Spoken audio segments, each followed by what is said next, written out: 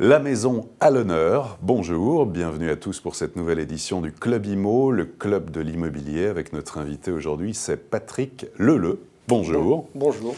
Vous êtes le directeur général de Geoxia, l'un des acteurs majeurs du marché de la maison et individuelle en France, qui couvre en fait une dizaine de marques nationales mais également régionales.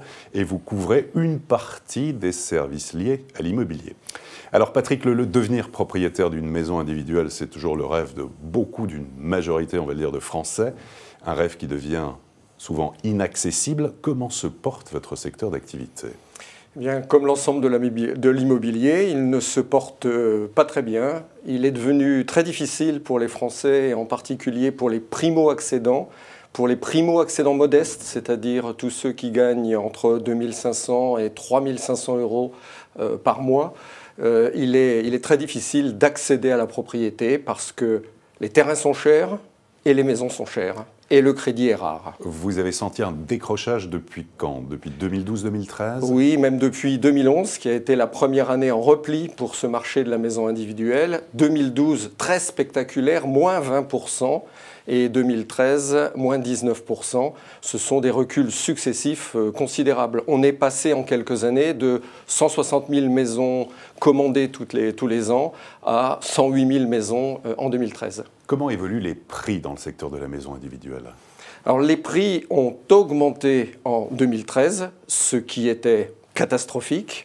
Ils ont augmenté parce que la nouvelle réglementation thermique et énergétique est rentrée en vigueur avec toute sa rigueur, sans mesures temporaires de façon à en diminuer un peu le surcoût à une période où il n'était pas bon de monter les prix. Donc les prix ont augmenté intrinsèquement de 10 à 15%.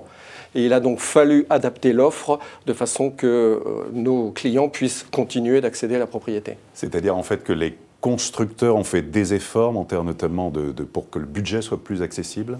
Oui, des efforts technologiques d'abord. Comment trouver des solutions accessibles aux contraintes extraordinaires que demande la nouvelle réglementation thermique, puisque vous savez que maintenant, les maisons consomment 3 fois moins d'énergie pour le chauffage et l'eau chaude qu'auparavant. Et donc ça nécessite de mettre sur le marché des matériels d'énergie renouvelable. Donc nous avons cherché ces matériels avec nos partenaires équipementiers et petit à petit des matériels adaptés à des prix un peu meilleurs arrivent, ce qui fait que intrinsèquement actuellement il y a une tendance à la baisse des prix par rapport au début 2013, mais les prix restent quand même au mètre carré plus élevés que ce qu'ils étaient en 2012 ou en 2011. Prix moyen d'une maison actuellement ? On considère que le prix moyen d'une maison est de 1 200 euros, toutes taxes comprises, pour la construction. Par mètre carré ? Par mètre carré. Pour Maison Phoenix, qui est une marque qui s'adresse particulièrement aux primo-accédants modestes, les prix démarrent à 1 000 euros du mètre carré. Quelles sont selon vous alors les priorités à mettre en œuvre pour relancer l'activité déjà et puis l'attractivité de la maison neuve ? Alors je dirais que l'attractivité proprement dite, il n'y a pas de problème. Les Français continuent de souhaiter des maisons. Nous continuons de recevoir des prospects, des candidatures. Nous continuons de monter des projets. Donc ce n'est pas l'attractivité qui est en cause. Nous considérons en tant que professionnels que nous devons trouver des solutions pour faire descendre les prix. Je parlais tout à l'heure de l'impact de la réglementation thermique, mais il y a aussi une évolution naturelle de tous les matériaux. Et par exemple, sur notre marque Maison Familiale, nous allons lancer très prochainement un nouveau système constructif avec des blocs porteurs isolants. C'est-à-dire qu'au lieu d'utiliser du parpaing peu isolant et qui prend de la place, on utilise maintenant des parpaings, des blocs dont les matériaux sont des cendres volcaniques, de la pouzzolane, c'est-à-dire des matériaux qui sont intrinsèquement isolants, des matériaux qui font à la fois la résistance de la maison et l'isolation de la maison. Donc les constructeurs continuent leurs recherches dans ce sens et nous y participons allègrement. En ce qui concerne les mesures d'aide de la part des pourvoirs publics... Prêt à taux zéro plus ou en matière de foncier ? Voilà. Bien entendu, en tant que profession, nous souhaitons un rétablissement des bons paramètres du prêt à taux zéro plus. Le prêt à taux zéro, ce n'est pas tant son taux zéro qui est intéressant, puisque vous savez, les taux d'intérêt sont très bas actuellement. Ce qui est intéressant, c'est le différé d'amortissement qu'autorise ce type de prêt pour certains types de revenus. Et nous souhaitons un aménagement de ces différés d'amortissement de façon qu'ils soient accessibles à des revenus modestes, certes, mais solvables. Quelles sont, vous en parliez un petit peu, justement, les grandes tendances dans la maison en matière d'innovation? Qu'est-ce qui est le plus demandé actuellement? Alors, ce qui est le plus demandé, c'est l'espace et la lumière. Et ça n'étonnera personne. La profession travaille beaucoup sur la performance énergétique. La performance énergétique est appréciée, mais elle n'est pas fondamentalement demandée. C'est-à-dire qu'après l'engouement du Grenelle de l'environnement, la réalité économique et la réalité de la situation en général a rattrapé les consommateurs qui cherchent avant tout des mètres carrés, de la lumière et donc du confort pour loger leur famille.